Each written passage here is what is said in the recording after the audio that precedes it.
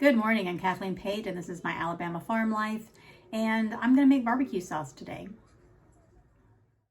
I'm going to be making the blueberry barbecue sauce that I used for my competition in Crazy Ed's barbecue cook-off. Ed has created a video where you can go and vote for the best barbecue recipe. I'm going to leave a link here. You guys need to go to this link, watch this video, and vote for me because I want to win this competition. There are a lot of great prizes that they are giving away, and I think I deserve at least a few of them. So go there and vote for me or whomever you like the best. Personally, I think it's me though. I do not have a recipe written down, but I do have an idea of what I want or the flavor that I want from my barbecue sauce. I will leave the final recipe in the description so that you could follow if you like.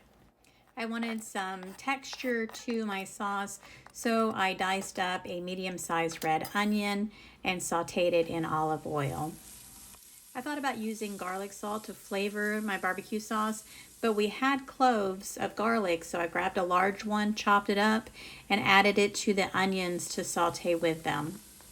If you don't have fresh ingredients, that's okay. You can add powdered onion and garlic later. I noticed how a lot of recipes called for ketchup, and I'm not crazy about ketchup. So I decided to use 1 8-ounce can of tomato sauce, which wasn't enough, so I ended up adding 2. So I have 16 ounces worth of tomato sauce.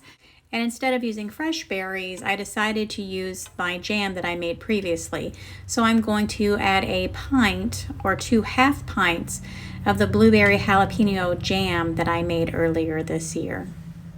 You can use 16 ounces of any kind of jam or jelly at this point to make this recipe yours.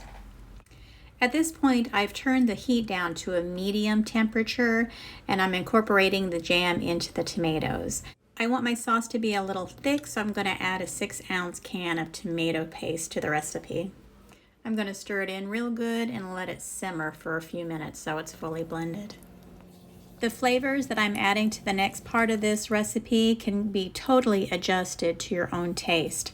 I'm going to add a 1/2 cup of light brown sugar and stir it in.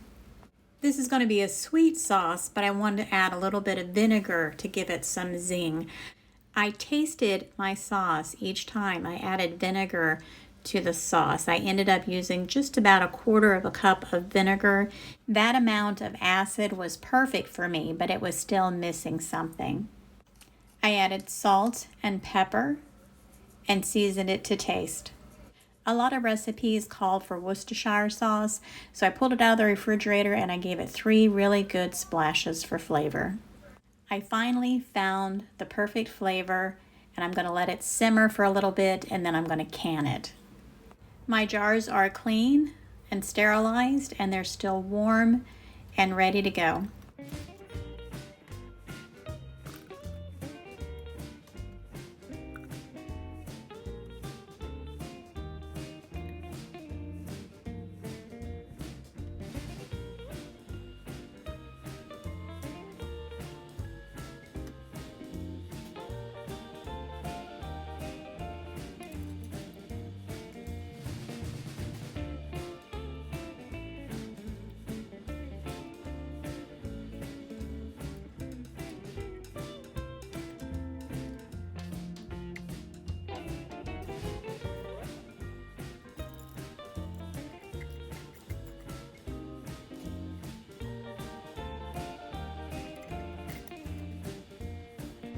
I ended up with 2.5 pints of sauce, which was really good. And because this is a tomato-based product, I can water bath them in boiling water for 10 minutes. I am really pleased with how this barbecue sauce came out. It is much better than I anticipated. And I think it's excellent considering it's the first time I have ever made barbecue sauce. I wish I could share this barbecue sauce with all of you, but the next best thing to do is to make your own sauce. I really encourage it. It is really good. I want to thank everybody for joining me on this video.